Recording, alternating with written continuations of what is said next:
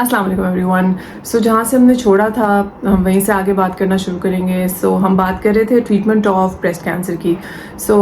हमने बात कर ली थी कि ऐसे पेशेंट्स जो ER/PR पॉजिटिव होते हैं और स्टेज 1 to 3 में होते हैं उनको हम कैसे ट्रीट करते हैं। जो patient stage 1 to 3 breast cancer में डायग्नोज होते हैं उनको हम देखते हैं कि कौन ऑपरेबल है, कौन इनऑपरेबल है। जो ऑपरेबल होते हैं उनको हम सर्जरी एडवाइस करते हैं और जो इनऑपरेबल होते हैं उनको हम पहले कीमोथेरेपी देते हैं, फिर सर्जरी कराते हैं, उसके बाद रेडिएशन होती है और फिर हार्मोनल ट्रीटमेंट दिया जाता है। उसके बाद कुछ टारगेटेड ट्रीटमेंट्स ऐसे हैं जो कि हम हार्मोनल ट्रीटमेंट के साथ देते हैं जो पेशेंट्स उन टारगेटेड ट्रीटमेंट्स का क्राइटेरिया मीट करें। ये ट्रीटमेंट तो होता है ER/PR पॉजिटिव ब्रेस्ट कैंसर का। अब हम बात करते हैं कि ER/PR नेगेटिव या ट्रिपल नेगेटिव ब्रेस्ट कैंसर या HER2 पॉजिटिव ब्रेस्ट कैंसर को हम कैसे ट्रीट करते हैं। ऐसे पेशेंट्स जो ट्रिपल नेगेटिव हो या HER2 पॉजिटिव हो उन पेशेंट्स का ट्रीटमेंट ज़रा लंबा होता है। रीज़न ये है कि ये दोनों टाइप्स ऑफ कैंसर्स काफ़ी अग्रेसिव होते हैं।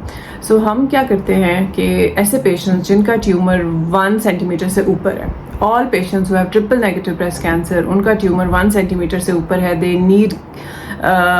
they need immunotherapy, chemotherapy और targeted treatments.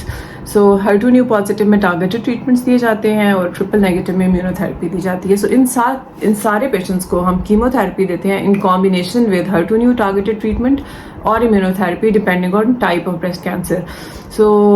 ये तकरीबन ट्रीटमेंट 6 मंथ्स का होता है। जब ये कंप्लीट हो जाता है फिर हम 3 वीक्स का रेस्ट देकर फिर सर्जरी कराते हैं। सर्जरी के बाद जो रिपोर्ट आती है वो हमें ड्राइव करती है कि अब इस पेशेंट को आगे ट्रीटमेंट क्या चाहिए। बेसिकली जो ट्रीटमेंट हम कीमोथेरेपी या टारगेटेड ट्रीटमेंट्स और इम्यूनोथेरेपी हम दे रहे हैं वो हम इसलिए दे रहे हैं ताकि पेशेंट के ट्यूमर का रिस्पॉन्स हमें पता चल सके कि ट्यूमर क्योंकि मौजूद है और हम मॉनिटर कर रहे हैं तो हमें रिस्पॉन्स पता चलेगा ट्यूमर का। जब सर्जरी की रिपोर्ट आती है तो हमें पैथोलॉजिकल रिस्पॉन्स बताती है कि क्या ट्यूमर मुकम्मल तौर पर कीमोथेरेपी से ख़त्म हो गया है, क्या कुछ सेल्स बच गए हैं, क्या बहुत सारे सेल्स बच गए हैं। इस रिपोर्ट के ऊपर हम डिसाइड करते हैं कि पेशेंट को आगे क्या ट्रीटमेंट देना है। हम जिन पेशेंट्स के सेल्स कम्प्लीटली ख़त्म हो जाते हैं उनको डिफरेंट ट्रीटमेंट एडवाइस करते हैं, जिनके कम्प्लीटली ख़त्म नहीं होते उनको डिफरेंट ट्रीटमेंट एडवाइस करते हैं। लेकिन दोनों सिचुएशंस में ट्रीटमेंट 1 साल चलता है, यानी कि टोटल HER2 पॉजिटिव या ट्रिपल नेगेटिव ब्रेस्ट कैंसर का पेशेंट 1 साल तक चलेगा। जिस तरह सर्जरी के बाद अगर हम इम्यूनोथेरेपी के साइकिल्स दे रहे हैं तो वो 9 साइकिल्स होंगे। इसके साथ अगर हम टैबलेट्स ट्रीटमेंट दे रहे हैं तो वो 8 साइकिल्स होंगे। उसके बाद अगर HER2 टारगेटेड ट्रीटमेंट दिया जा रहा है तो वो भी 12 साइकिल्स का होगा। इसके अलावा अगर हम ट्रीटमेंट चेंज कर रहे हैं और कैटसिला दे रहे हैं तो वो 14 साइकिल्स की होगी।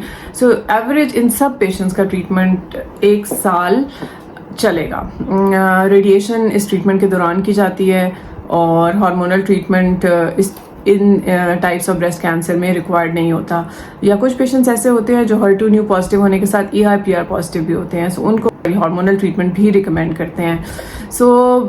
इन सारी बातों से आपको ये पता चल रहा होगा कि टाइप ऑफ ब्रेस्ट कैंसर पता करना कितना ज़रूरी है। अगर आपको टाइप ऑफ ब्रेस्ट कैंसर नहीं पता तो आप हर पेशेंट का ट्रीटमेंट जो है वो स्टैंडर्ड तरीके से नहीं कर सकेंगे। This was about triple negative and HER2 positive breast cancer. अब हम ऐसा करेंगे कि इसके बाद कुछ सर्जरी के बारे में बात करेंगे, कुछ रेडिएशन के बारे में बात करेंगे और फिर हम हार्मोनल ट्रीटमेंट, इम्यूनोथेरेपी और टारगेटेड ट्रीटमेंट्स को 1 by 1 डिस्कस करेंगे। Keep watching. Thank you very much.